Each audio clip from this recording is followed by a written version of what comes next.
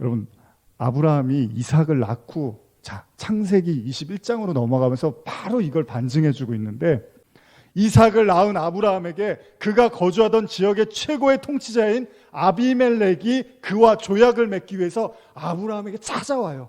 이삭을 낳았는데, 그냥 이삭을 낳은 것뿐인데, 그러면서 아비멜렉이 하나님에 의해서 점점 창대해져가는 아브라함을 두려워한 나머지 상호 불가침 조약을 맺기 위해서 아브라함에게 계약을 맺으려고 찾아오더라는 거예요.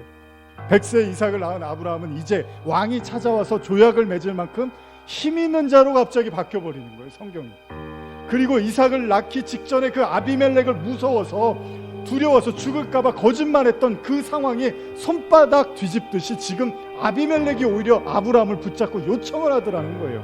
이제 아브라함에게 이 세상은 더 이상 두려움의 대상이 아닌 것처럼 성경이 묘사하고 있다는 겁니다. 그는 하나님의 초자연적인 능력을 받습니다. 그리고 그는 하나님의 심판도 받습니다. 모든 걸 다 불사르는 하나님의 무시무시한 심판도 받습니다. 그리고 나니까 새로운 자녀가 탄생하더라는 거예요. 이제 세상왕 아비멜렉도 더 이상 그를 침범할 수 없는 상황, 조약을 맺었으니까 아브라함을 못 건드리는 거예요. 하나님이 언약으로 설명해 주는 거예요, 우리한테. 여러분, 우리가 진짜 거듭나고 그리스도인이 되면 마귀가 우리를 손도 못 댄다고 하잖아요, 성경에서. 그걸 지금 아브라함에게 동일하게 브엘셰바로 설명해 주고 있다는 것입니다. 하나님의 언약이 점점 완성되어져 가는 걸 보여주고 있습니다. 결국 그 하나님의 언약을 확인한 아브라함은 자신의 독자 이삭을 어떻게 하죠? 하나님께 그냥 제물로 드리는 것조차 서슴지를 않습니다. 왜? 이제 아브라함이 세상을 보는 눈이 완전히 바뀌어버린 거예요. 그가 두려워해야 되는 유일한 분은 하나님밖에 없고, 그리고 그가 경외해야 되는 유일한 대상도 하나님밖에 없다는 게 완전히 뒤집어지듯이 생각이 완전히 바뀌어버리더라고요. 하나님은 아브라함의 이름을 아브라함으로 바꾸십니다. 아버지는 높임을 받으신다는 의미에서 많은 무리의 아버지로 이렇게 해석이 바뀌는 거죠. 하나님께서 여섯째 날에 만든 최초의 인간인 아담이 에덴에서 했던 일이 바로 이름을 짓는 일이었던 거죠.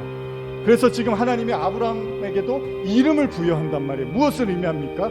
이름을 다시 지어주는 모습은 바로 옛 것으로부터 새 창조의 의미를 담아서 지금 주고 있다는 거예요. 그러니까 아무런 이름도 없는 존재에게 이름이 부여됨으로써 지금 그를 하나님이 존재로 여겨주신다는 겁니다. 물론 이름이 없어도 어딘가에는 존재해요. 그러나 이름을 부여한다는 건 반드시 그것이 필요하다라는 의미를, 어떤 관계를 설정하겠다는 의미도 있다는 거죠.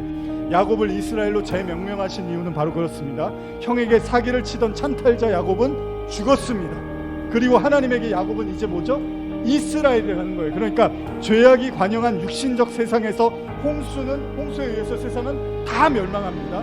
그러나 노아는 살아있고, 이 육신적 세상에서 노아는 죽었고 다시 재창조된 노아로 하나님은 다시 그를 부르신다는 겁니다. 목숨을 부지하기 위해서 아내를 누이라고 속였던 아브라함은 죽었고, 이제 하나님 앞에서 자신의 독자 이삭까지 제물로 드리는, 하나님만 경외하는 아브라함으로 다시 태어난다는 거죠.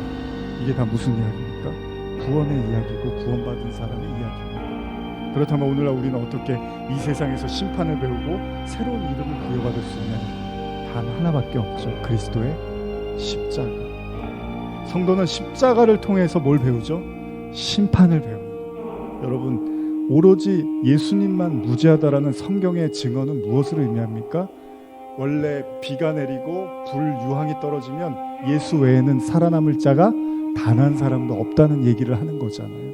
그렇게 함께 예수와 십자가에 못 박히면, 그래서 우리의 모든 옛자와 우리를 종삼았던, 우리를 두렵고 떨리게 했던 육신의 옛 세상이 심판받았다는 사실을 십자가로 믿음으로 받아들일 수 있으면, 동시에 우리는 어떤 이름을 부여받죠?